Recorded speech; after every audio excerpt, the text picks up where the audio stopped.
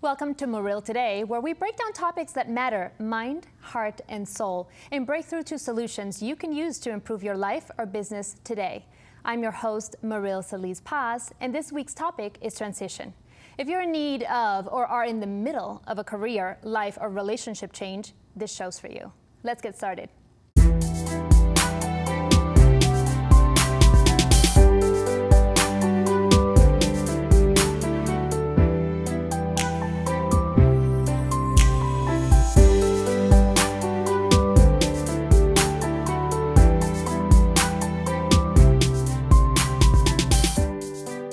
Hello and welcome to the show. I'm thrilled you could join us for a chat with executive and career coach Joan Tabb of Great in 8 Coaching. Joan's career includes a decade of management at Apple, Memorex, 3Com, and Intel, where she gained expertise that she then leveraged into marketing leadership and later into what she does now, the empowerment business. Her latest book is Building Blocks for the New Retirement, and she's here to talk to us about how to effectively go through any kind of transition. Joan, welcome to the show. Thank you so much for having me. I'm delighted to be here. I'm so glad you're here because I feel like so many people in my life are going through transition. So we want to talk about that, but first, define for me, what is the empowerment business? The empowerment business is basically starting where you are, but you have a desire, you have a goal. Your life is here, but you want it to be there. And my role when people come to me is to really help you see where you are, reflect back, really understand the best of you. I'm a strength-based coach. And have you process and understand where you've been, and then we work on where you want to go. But it's really, there's about 8 pillars involved with it. It's a whole process. What is one of the 8 pillars, or the one you consider maybe the most important? The most important for people in transition is to draw on their proven strengths, because nobody can ever take that away from you. When I have somebody, an executive coming to me, they're in a transition, the first assignment I give them is to think back to the 3 times they've been at the peak performance in their career. And I want them to write out everything that was involved, the scope, the resources, the challenge, and I want them to talk about what their role is, what they did, how they overcame obstacles, and then put it away. The next day, I want them to reread the whole scenario and identify the skills that represents, because they own that, and I call them also their crown jewels. Many times people forget their successes. Yes. And we really go from strength to strength. And I think when we're down or feeling depressed, we forget the incredible things we've done. So I'm a strength-based coach, and it's so important first to start with what you've achieved already and what you own as your capabilities. I love that. How did you get into this? Well, I got into this in an interesting way. As I rose up in management in Silicon Valley, I started to realize what I enjoyed most was developing people. I love to have that person in front of me who I just promoted to a new spot and really find out, what does she want to do next? What does she want to bring out? And to help her analyze the skill gap, what she needed to learn, what experiences she needed to have, and how to get her to the next level. So I was in corporate altogether for 20 years, in the large companies, and then as a consultant or as acting CEO or acting VP marketing. But then there was the downturn in 2007, 2008. And I turned to my husband and I said, you know what? I am on a mission now. I've got to get people back to work. I'm going to go for a year and I'm probably not going to have any income, but I want to help get people back to work because I can. So you did a transition yourself, or many transitions? I've done many transitions. So I built employment networks in my community, and then Congresswoman Jackie Spear found out I was doing this, and she had me do all the keynotes and training for people in San Mateo County. Going through working with people in their employment path, I realized that I saw 8 differences, Great in 8 Coaching. Mm-hmm. I observed 8 differences between those who were the good job seekers, but they were not getting the job offers, and those who were the great job seekers. So my first book is called Great in 8, Job Seeking Skills. And I identify each of those 8 steps that the winning job seekers would do, and then I have people at the end of each chapter apply it. I ask questions and prompts. That's always the style of my books, because I want to move people to action. That's my background in training and adult training. You break it down. I do the heavy lifting for my readers. Wow. And I show them, here are the 8 steps you need to do, and then here's the pencil, and here are the questions, you apply it to your life. And I found I was very effective in helping people get back to work. So I said to my husband, you know what? I'm putting out my shingle. I have what it takes. I'm going to coach people in all aspects of career development and management. And that's what I've been doing. Was it tough for you with the transition that you made? I think it wasn't tough for me because I had a lot of credibility and I had a reputation as a good business leader. So a lot of people, they put out their shingle as a coach, but they really don't have a lot to draw on. I'm sometimes speaking to a group and a 25-year-old will say, how can I be a coach just like you? And I'll say, get 10 years, 15 years of experience. Right. So I think I bring so many examples and I had a lot of connections. So as soon as I became a coach and I let my community know, I have a large network, I started having people come to me. And then mostly my business now is based on referrals. But I think I told you I have a blog, Dear Coach Joan Career Advice. I've written 100 articles. So there's a lot. I love to share my knowledge. And I learn things from every client I've had. And that gives me ideas for these blog articles to write. So I'm there to give information free as much as I can. And then also I charge a fee, of course, as a coach. And I make my books available to people. So I'm really all about sharing knowledge and empowering people to move forward. Well, we love that you're sharing your knowledge with us. Thank you. Tell me about your toughest case. I'm thinking about your clients, and you're like, I know transitions are tough. What would be your toughest case? Well, and this may be interesting for people to hear. I had a woman come to me who she had her PhD and she had a survey business and she was in her late 50s. And she said, Joan, I'm hiring you because I want you to help me sell my business because I want to retire and move somewhere less expensive. So I got to know her. I never take the first level of what people tell me they want as it. That's the manifest level. It's like the boat on the water, but underneath there's usually more going on. I feel like it's sometimes what people want and then it's what people actually need. Right? And I think that's another way to things. put it, yes. So she also thought she was tired and done. But in talking to her, I found out the bigger picture of her life. She had raised 3 daughters on her own as a single mom, struggled to put herself through. She earned her PhD, started a business. Yes, she was tired, but I also saw underneath that woman who hadn't bought new clothes for herself because everything was for her daughters, I saw this very attractive woman. And I said, you know something, and her name was Joanne, I don't know that selling your business is really what's on the top agenda point. I think you may want to fall in love again. And she said, what? I gave that up years ago after my husband left me. It was all about my daughters. I said, but you did that. Done.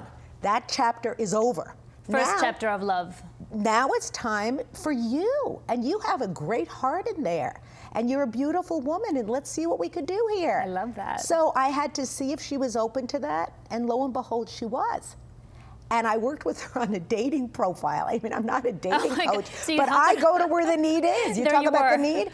And I even went shopping with her one day, and she had her makeup done. Aww. And she ended up meeting a man who was a beautiful architect, also a PhD, a professor, and we were even invited to their wedding. So she came to me with one thing, and it turned out something else was on the agenda for her. So I try to help people find out what are the real issues. Another one that comes to mind is a young man who came to me, and he had graduated from college, and he had majored in 2 disparate areas, in design and in engineering, and he didn't know how to put it together. And so because I have a whole career background, and I keep my eyes open to what's going on in the world, I said, I think you could be a fantastic user interface designer. And this was about 5 years ago. So I had him, Did he even know what that was? Or I was had that him do some research, and I said, you can find everything in that Google box. Everybody, you need to know anything in the world, put in that Google box. You can figure it out, okay? And I have a lot of people do self-directed education through things they can find online, webinars, books, There's contacting people. The resources are there if you want them. Yes. Anyway, he realized that was a great coming together of his skills. And then his family wanted him to stay in California, but I said that may not be where the opportunity is. I think we need to throw a really wide net. That's the other thing people need to do. When you're in a transition, think big. You've got to think beyond, like he was thinking just California. He ended up getting a great job in Baltimore, Maryland. Now he's in Washington, D.C., and he's gone straight up. But he had to go where the opportunity was. And you have to sort of just open up to whatever, might be outside of your radar. Yeah? Yes, okay. Yes. Your parameters should probably be broader than you think they are. That's what I always say to my clients. Open your parameters just a little bit more. Is that sort of your function as a coach, to help people see beyond what they would see otherwise, open up to new opportunities, you know, kind of besides helping them get there, to just kind of open that perspective? It's an inside and an outside approach, both. So I would say my job as a coach is to see the strengths of somebody and where they want to go, and then here's the opportunities in the world and somehow close that gap so they have them be ready for the opportunities that are right for them. The thing I always say is readiness plus hard work equals opportunity. So you have to do hard work and you have to find those ready opportunities and go for it. I love that. And so that's, people come to me because they want something different. And then I also help them to go in deeper. I help them reflect back what I see, and then I ask a lot of probing questions, because I think in our society, and you and I were discussing this a little bit, one of the transitions that's going about is people are yearning to go deeper. They want more meaning, they want more purpose, they want more fun, they want more. Yeah. I think as human beings, we're evolving and we want more. And we need guides and we need people to help us navigate to go deeper from the inside and from the outside, both. So it's a coming together of it all. I think you're right. And how do you, I don't know if you discuss this with your coachees, but how do you manage the whole... Coachees, I always say clients, the but coachees, that's cute. I those like that. Who are being coached. Yeah. The balance between I want more and this is enough, and you know, not trying to go beyond what I love that. Okay. What I always say is you can have it all, not all at one time. So if I'm coaching young women and they want to get married and have a family and they want to have a career, and I say you can have it all, but perhaps not all at one time, especially in the American culture. It's very hard to balance it all. To have a very high power career, travel a lot, work 80 hours a week, maybe that's not what you want when you have your children. Mm-hmm. Maybe for a few years you work half time, but always keep your fingers in the pot, always keep your fingers working. But I say we have longer lives than ever before, and you don't have to do everything now. Like I was telling you, I worked in the corporate world. I was a leadership manager. Then I was a consultant. Now I work as a coach, and I'm an author, I'm a speaker, I'm a seminar leader. You can do a lot of things. So don't think now is the only time. You have a lot of different times in your life to do things. I love that. I feel like there's so much more we've got to talk about, but we're going to take a little break. And we'll take just a quick break and be right back with Joan Tabb with a lot more on transitions.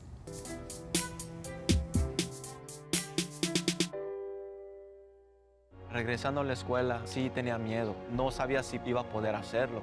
Una de las maestras que está ahí es la señora Araceli. Ella siempre tomaba su tiempo ayudándome a mí. 50% es entrando por la puerta, el otro 50% es haciendo el trabajo. Nunca es muy tarde para obtenerlo. Encuentra clases gratis para adultos cerca de ti en completatudiploma.org.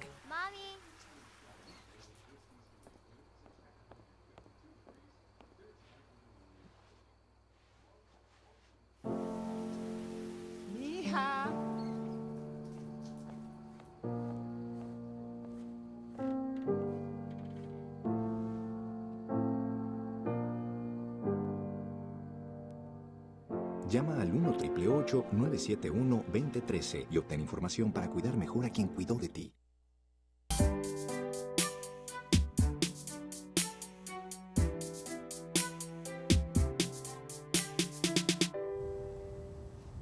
Welcome back to the conversation with Joan Tabb on the topic of transitions. One thing that I want you to define for me, because I know it's a term that you've coined, it's something called revitlement. What is it, and why is it important? Yes. Revitlement is a new stage of life. Revitlement is that time after your primary career is over. Maybe your primary career was bringing up children and you're an empty nester, but your primary career is over and you're not yet old and infirm. It's a new stage of life that we've never had before. Is there an age to it, or?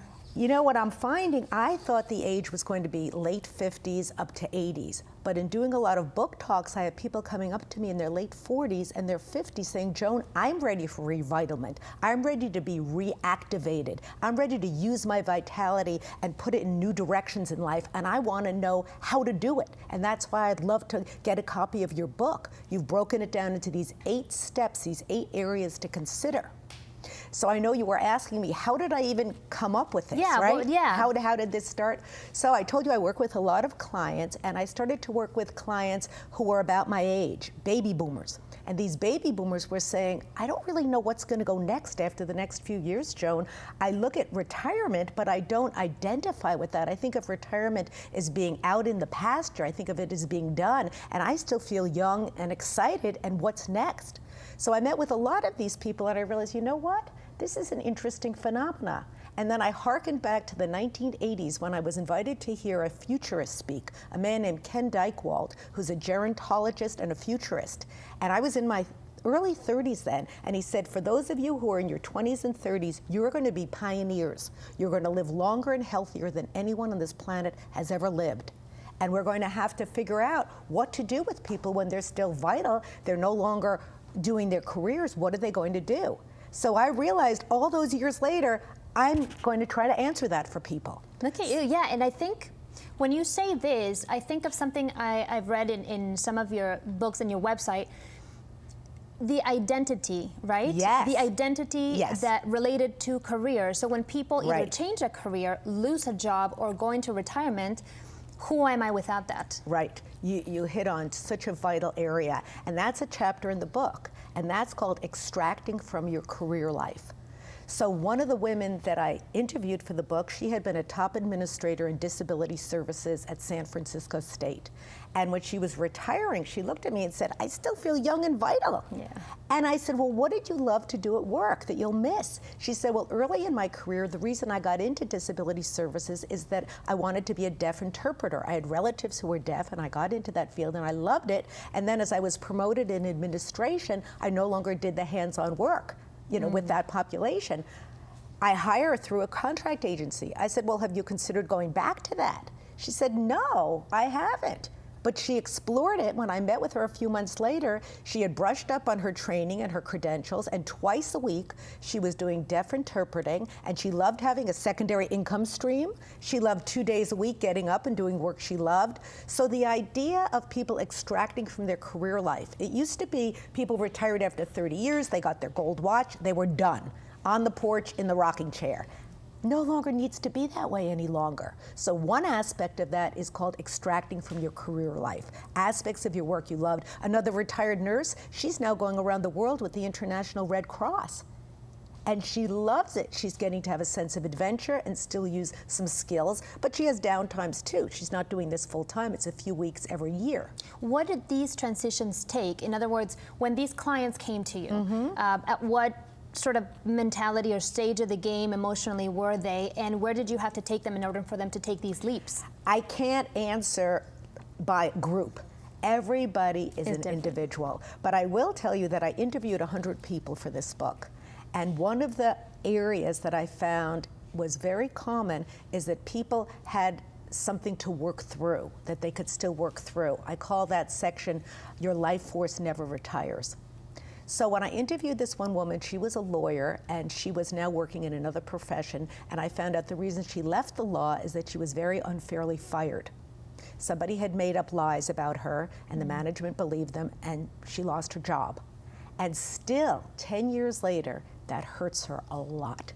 It had never been resolved. She never processed it. She'd never processed it. So we then worked in coaching on processing that. But a lot of people, I mean, you're not the only one. If you have a bad relationship with one of your parents, perhaps with an adult child, perhaps there was a parting of the ways with a best friend. And then I've met with a number of people who've been divorced. A lot of people in our society have been divorced 1 time, 2 times, and maybe they're starting to look back and realize, you know what, I played a role in that too. And maybe I don't want to go back to that old person and work it through with them, but I want to be a better person. And I love all the things you mentioned, because I think, you mentioned divorce, and a lot of people say, okay, well, maybe I need a therapist or a coach, something, to work through this. But the other things, like, a relationship with a friend that didn't work out, or switching jobs, these things make an impact in our minds and our self-esteem. They sure do. And you need to process them, and a lot of us just kind of, under the rug and keep moving, which has its merits, but, I would think that you would probably want to help people process those things first, right? I would say that with all transitions, it's an internal process, then it's an external process, and it's usually multidimensional. Being a human being requires a lot of processing. We're here to learn a lot of lessons, and it requires a lot of processing. I told you that story about the older gentleman, 80 years old. He was retired, and he realized, looking back, he had been quite a bully. He had been tough. Some people got sick after they worked with him. Remember? Yeah. And his family members. So guess what he did? On his own volition, from going inside, he decided to learn psychology. And he bought one of those great courses by top professors in psychology, listened to the CDs, I think 10 CDs for a year. And afterwards, he really had that psychological flexibility. He wrote apology letters to people. And then he assembled all of his children and grandchildren and said, I know you think Grandpa was a very successful businessman, and I was, and I helped you get to college, but you know what? I want to end that legacy of impatience and meanness that was a bad streak in me. Good for him. And he apologized to some of his children, and he really worked with each grandchild if he saw signs that he wanted to end that, he wanted to end the chain of that bad characteristic. That was incredible psychological growth for an 80-year-old. What insight. I mean, that's amazing, because, in the end, we're playing a role, a TV host, you're a coach, but we're really human beings, having an experience and trying to grow, right? And trying to make the best of it. And I think what he did, I think a lot of people could benefit from. The other thing I want to speak about is, now that we have longer and healthier lives, perhaps, 60 to 80, there's an opportunity to really contribute to our world. We know our world has a lot of problems, but I think rather than the image, this is not your father or your grandfather's retirement. This is a new day. This is revitlement. So there's opportunity to see what are the strengths, what are the capabilities and interests you can bring to your world.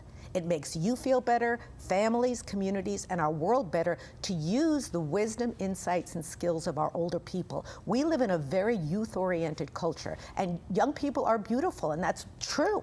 But there's inner gifts that we can give. And then another chapter of mine that deals with health has a part that deals with how you relate to your changing appearance as you age. It's very important to look at that. Yes, I think so. I think, sometimes I hear, my mom, or I don't really recognize myself. And then when I think of myself, it's a different image, right? Exactly. And I think that's a really important topic. I also want to hear a little bit about your book. I know we're going to be giving one away, yes, right? we are. And I want to make sure we don't run out of time for that. So just give me the gist of what it's about. Okay, the book is called Building Blocks for the New Retirement, and it's a short, interactive workbook-style book, and I make it fun and easy with a lot of bright illustrations and pictures. And you brought one for us, And I brought one for you, Which we'll be giving away. Which we will be giving away, and these are the building blocks. I want to make it fun and easy for people to move into that next stage of life. And so in the book, each chapter is only about 4 or 5 pages to read, and then there's a pencil, and that is where you're prompted with questions and exercises to apply that strategy to your life. And by the time you get to building block 8, it's an action plan. And I know how people can put things off. I'm a trainer, so I have, here's what you're going to do. You write in everything you're going to do and a date you're going to do it by. So you're really ready to go. My whole thing is to activate people. First, have them go inside and explore, and then move to action. People who know me say, boy, nobody moved to action like Joan does. And that's what I want to do with every one of my readers. And as I said, this book is for anybody, as long as you're an adult who's had experiences, I'd say from your 40s up until your 80s, this book can be for you. If you want your life to be more, better, you want to make more contributions, you want to process your life, and you want to move forward with more meaning, purpose, and fun. I love that. What's the one final thing maybe you'd say to people that are in the middle of a transition? I know transitions are tough. Yeah. One tip. I think a tip through a transition, we discussed this, is to talk to other people. really talk to other people. It doesn't have to be as formal as an informational interview, but you see somebody who's very involved. Maybe they're giving a speech. Maybe there's somebody who is a librarian and you're curious. Ask them if you can sit down and chat. Talk to people. Find out what other people are doing and get involved. You learn so much more about yourself when you get involved. And then the other thing I have to add, and we've discussed this, is the idea of your friendship muscle. We have got to use our friendship muscle because research has shown our social skills and being around other people is such a life enhancer. And conversely, without social life and enough social life, getting isolated, it's the equivalent of smoking 15 cigarettes a day. What? So you don't want that. I want you to get out there and meet with other people, ask questions, engage, get physically moving, and get really involved in your life. I love that. Still to come, my conclusions on the topic and conversations, so stay with us. We'll be right back.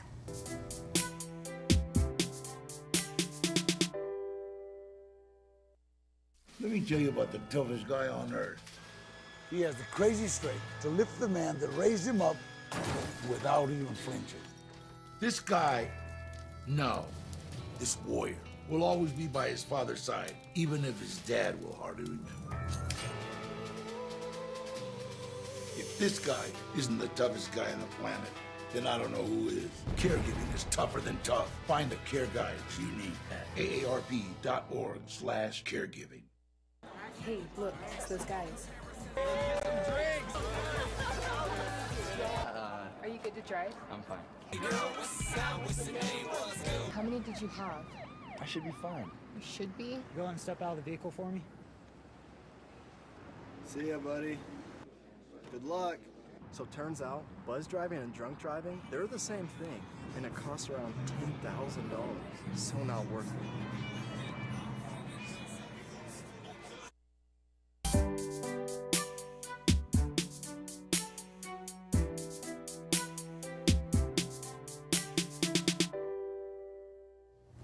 Here's what I want to leave you with. Transitions are simple, but they're not easy. We all know change is the only constant, yet we've all experienced it and probably fought it at some point, resisted it even. A layoff, a breakup, a move, these are not easy things, but they are necessary for the kind of growth that leads to health, happiness, meaning, and fulfillment. My hope for you today is that you gain some insight into how to not just anticipate and plan for a transition, and write any change with a bit more grace and understanding, but to also get excited about being the initiator and co-creator of some of these shifts in your life and your work now. Trust me when I say the ride is a lot less bumpy if you're the driver. I'd like to thank my guest, Joan Tabb, for sharing her wisdom. Thank you to our wonderful sponsors. As always, my gratitude to my amazing crew. Be sure to follow us on Twitter at Maryl Tweets and Facebook and Insta at Maryl Solis Paz, where one lucky viewer will get a signed copy of Joan's latest book. Until next time, I'm Maryl Solis Paz, wishing you and yours paz, amor y luz. This is awesome.